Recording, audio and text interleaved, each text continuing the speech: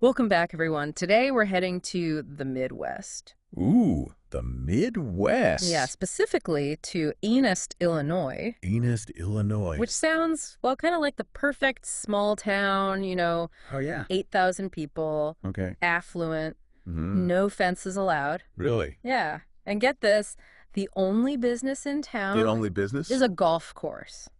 Wow. Almost too good to be true, right? It really sets the stage. It does. For quite the story. Yeah, because today we're diving into Yes. the Gamari family murder. Oh, I've heard of this one. Oh, have you? Yeah. So the Gamari family, that's Carl and Jackie, Right. and their 4 children. 4 kids. Wow. They were living the dream in Ennis until April 30th, 1979, Okay. when their seemingly perfect life was just totally shattered. Bye. A home invasion and murder that would go unsolved for decades. So, it's almost like a story of like this perfect town. Right. And then this horrible crime happens. Yeah, that contrast, right. Yeah. Like darkness hiding beneath this perfect surface. Exactly. So let's get into the details of what happened on that day. Okay. So picture this. It's a normal afternoon. Mm-hmm. Carl's at work. Okay. The oldest daughter's at school. Right. And Jackie's home with the 3 younger children. Right. So around 12:30 p.m., Okay. 2 masked men Oh, force their way into the Gamari home. right. They demand money from Jackie, Mm-hmm. herd everyone into a closet, Oh, gosh. and tie up Jackie and her 12-year-old son, Bobby, Okay. with a clothesline. A clothesline. Yeah, Now, why just Jackie and Bobby? that's a great question. Yeah. The 2 youngest children were left unbound. So, maybe the intruders were trying to Possible. make sow chaos, Possible. make it hard for the victims to, give a clear account later. Right. Or maybe, I don't know, Yeah. maybe it was about control. Yeah. Psychological trauma. Picking and choosing. Yeah, it's disturbing. It is. So after they tie them up, Mm-hmm. the intruders, they ransack the house. Okay. They take some specific items from a box in the closet, Interesting. and then they just wait. They wait. Yeah. For what? Well, that's the thing. Okay. Carl comes home about an hour later. Around 1:30. Yeah, and he's shot Oh, no. 6 times. 6 times in the basement. Gosh, so they were definitely waiting for him. Seems like it, right? Yeah. It wasn't random. A targeted attack. Yeah. Wow. So hours pass Okay. before the oldest daughter, Becky, Right. gets home from school. And it's just bad. Discovers the whole horrific scene. Oh, my goodness. Hard to imagine. Yeah, the trauma for Yeah. those kids Having must have trauma. been just unbearable. So, as you can imagine, Yeah, this case, it shocked the nation. of course. I mean, this quiet town Yeah, suddenly thrust into the spotlight. right. And right away, Yeah. people were speculating, was it the mob? Oh, yeah. Organized crime was huge in Chicago back then. Right.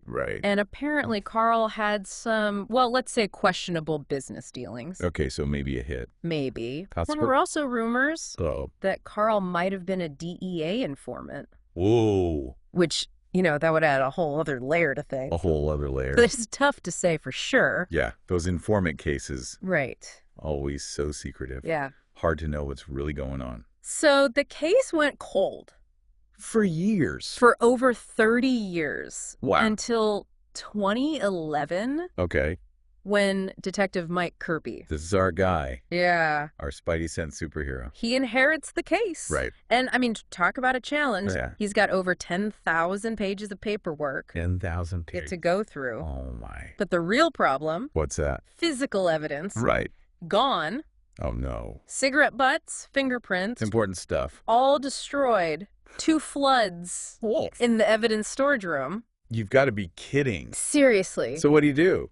Well, Kirby, he's meticulous. Okay. He starts reconstructing the crime scene Right. using old photographs, reports, anything he can get his hands on. Wow. And that's when he notices something, What's that? inconsistencies, in Jackie's original statements. Interesting. For example, Yeah. Jackie had claimed that Carl, out of fear, Yeah. had installed deadbolts on all the doors. Smart. Right? Yeah. But guess what? What? The crime scene photos. Yeah. No deadbolts. That's weird. And there's more. Whoa. Right before the home invasion, Yeah. Jackie was on the phone Okay. with a guy named Sam Greco, Sam Greco. a Chicago police officer Okay. on medical leave, All right. whom she had hired She hired him. to investigate Carl for infidelity. Hold on. So she's suspicious of Carl Yeah. and hires a cop. To dig up dirt. Which is... Pretty extreme, right? Yeah. But it gets even more complicated. How so? Because you see Jackie and Sam, Yeah. they were having an affair. So now we've got... a love triangle Yeah. in the middle of this whole thing. Oh, wait, there's one more twist. Okay, hit me. This Chicago cop, Sam Greco, Yeah. he shows up at the crime scene He does. within an hour of the murder. Wow. What are the chances? I know, right? A cop having an affair with the victim's wife Yeah. just happens to be there. It's suspicious, to say the least. Very suspicious. And it gets even more suspicious. It does. Because within a week of Carl's death, Mm. Sam moves into the Gamari home. Wow. And a few months later, Yeah. Jackie and Sam, They get married. they get married. Talk about a whirlwind romance. Right. Yeah. Was it love born out of tragedy Maybe. or something more sinister? You've got me hooked. Stay tuned, because we'll be back next week Okay. to dig even deeper into this case. I can't wait. Last week, we uncovered a love triangle A love triangle. Yeah. at the heart of this murder mystery. Right. Right. Jackie and Sam's whirlwind romance. Yeah. It definitely raised some eyebrows. It did. It did. But, you know, a quick marriage doesn't necessarily make them murderers. No, of course not. So, did their relationship last? Well, no, not really. What happened? The marriage fell apart pretty quickly, Okay. and they ended up getting divorced. Interesting. And Jackie got their Chicago bar, Archer's Pub, in the settlement. They owned a bar. Yeah, Archer's Pub. Okay. And then, get this, What? the bar burns down. Oh, come on. Not once, but twice. Twice. Yeah. Okay, that's a little too convenient, don't you think? It's definitely suspicious. Right. Yeah, 2 fires, both at a business Jackie owned after her husband was murdered. right. Are we starting to see a pattern here? Well, it's not uncommon, What do you mean? suspicious fires. Yeah. They often pop up in cases where there's insurance fraud or attempts to destroy evidence. It makes you wonder, right? It does. It does. And let's not forget, we're still trying to figure out who those 2 masked gunmen were. Right. The ones who broke into the Gamari home. Yeah, the ones who actually pulled the trigger. And remember, Sam was a police officer, Oh, yeah, good point. so he would have had access to weapons. And the knowledge of how to, cover his tracks. Exactly. Did investigators ever consider him a suspect? Oh, absolutely. Really? Yeah, he was a prime suspect from early on. But why wasn't he ever charged? Well, it came down to a lack of evidence. What do you mean? They just couldn't directly link him to the murder. I guess that makes sense. Jackie, she initially said she didn't know who the gunmen were. So it became a he said, she said situation. Exactly. And without any physical evidence tying Sam to the scene, Yeah. it was his word against hers. But didn't things change during Jackie's trial? They did, actually. What happened? Remember that phone call recording with her sister, Tootsie? Oh, yeah, that's right. Detective Kirby had convinced Tootsie to participate in this recorded conversation with Jackie, Right. leading her to believe she was about to be subpoenaed by a grand jury. So Jackie thought she was in big trouble Exactly. and spilled the beans. Pretty much. So on that call, Yeah. Jackie, she admitted to knowing about the plan to kill Carl beforehand. She did, although she tried to downplay her involvement, Of course. claiming she told the gunman not to actually kill him. Right. But what's really fascinating about that recording Yeah. is how Jackie's demeanor changes. How so? Well, you hear her go from panicked pleading Okay. to these calculated attempts to minimize her role. So it showed her true colors. Yeah, you really get a glimpse into her manipulative nature. And her desperation to avoid consequences. Absolutely. She even threatened Tootsie, didn't she? She did. She even mentioned Sam. Implying that he might retaliate if Tootsie talked. Exactly. Wow, that's pretty chilling. Yeah, it speaks volumes about their relationship. And about the lengths Jackie was willing to go to. To protect herself. Yeah. But here's where it gets even more interesting. Okay.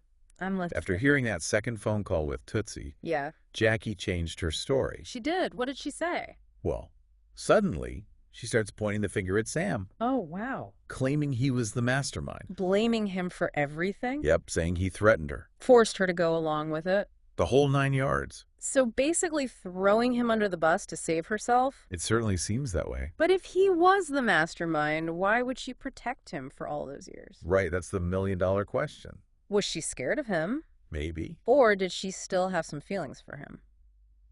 Possibly. It's a real psychological puzzle. It is. It is. And you know what? Even if we assume Sam was involved, Yeah. we still have that second gunman. Right. The other masked man. Were there any leads on his identity? Unfortunately, no. Really? No witnesses, no fingerprints, no DNA. So a dead end. Pretty much. Did the case just go cold again? Well, not completely. What do you mean? You see, even with the focus on Jackie and Sam, Yeah. investigators, they kept digging. Into what? Well, they were still looking into Carl's alleged connections to organized crime. Oh, right. The mob rumors? Exactly. What did they find? Well, some investigators believe that Sam, Yeah. he might have had ties to the Chicago outfit. The outfit? Yeah, that powerful crime syndicate that was really active back then. Wow. So maybe he used those connections Is it possible? to hire a professional hitman. Right. Someone who knew how to make it look clean. It would explain how efficient and brutal the murder was. Yeah, these weren't just some random criminals. They were pros. Exactly. But did they find any evidence to support that theory? Sadly, no. So another dead end. It seems that way. So the mystery of the second gunman remains unsolved. It does. It's fascinating, isn't it? It is. We have a conviction, Yeah. but this case feels far from closed. There are still so many questions. So many unanswered questions. It's like we've only scratched the surface. Exactly. So we've been unraveling this Gamari case, and it seems like every time we think we've reached the bottom, there's another layer waiting to be peeled back.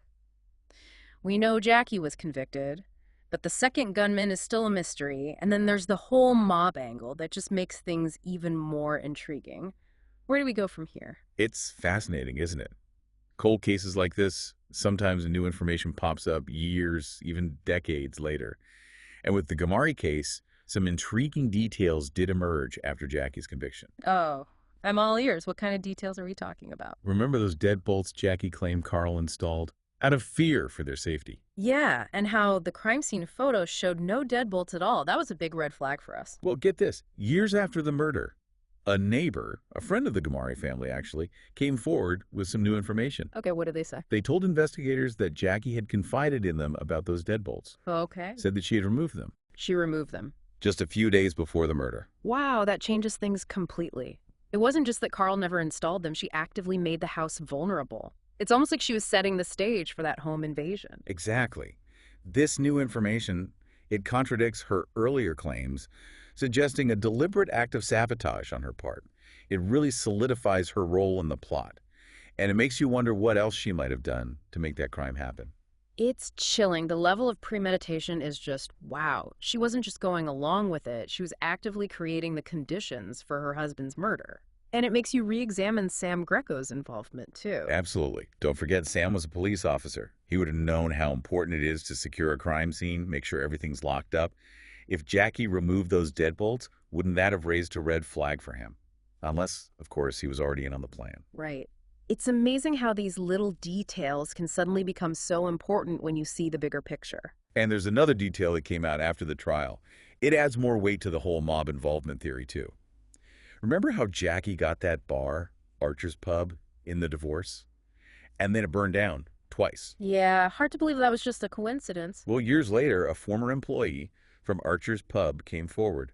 They claimed to have overheard a conversation between Jackie and a man they believed to be connected to organized crime. Hold on, are we talking about the Chicago outfit? The mob. The one and only. And according to this employee, Jackie was discussing plans to burn down the bar and collect the insurance money. Wow, that's huge. If that's true, it suggests Jackie wasn't just some manipulative woman caught up in a love triangle. She was mixed up with some dangerous people. It definitely opens up a whole new can of worms. Were those fires really accidents, or were they arson? And if so, what was Jackie's role? Was she after a quick payout?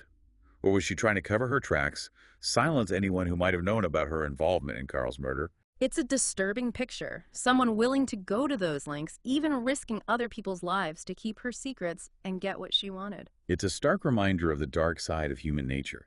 Greed and desperation, they can drive people to do unimaginable things, and makes you wonder what other secrets might be lurking beneath the surface of this seemingly open and shut case. So where does that leave us? We have a convicted mastermind who might have been involved in arson and could have had ties to organized crime. We have a shadowy ex-husband who was a police officer at the time of the murder and conveniently showed up at the crime scene. And we still have that mysterious second gunman, completely unidentified. It's like a jigsaw puzzle where we have most of the pieces, but those crucial few are still missing. And that's what's so compelling about a cold case like this. It sparks our curiosity, challenges us to piece together the puzzle, and leaves us wrestling with these unanswered questions. It's a reminder that even with a conviction, the truth can still be elusive. The search for answers can go on long after the headlines fade and those case files are closed. So, as we wrap up our deep dive into the Gamari family murder, what are some of the key takeaways for our listeners? I think this case really highlights the importance of looking beyond what's on the surface, questioning assumptions, recognizing that even in the most picture-perfect places, darkness can be hiding underneath. It also reminds us that justice isn't always a straight line. It can be a long and winding road. And even when a verdict is reached, the pursuit of truth, of holding people accountable, that might never truly end. And maybe most importantly, it shows us the complexities of human nature, the capacity for both good and evil, and how violence can have such a lasting impact on individuals, families, entire communities. Thank you for joining us on this journey into the heart of this cold case. It continues to captivate and intrigue us, and hopefully you as well. And until next time, keep those critical thinking skills sharp. And remember, the truth, it's out there, just waiting to be uncovered.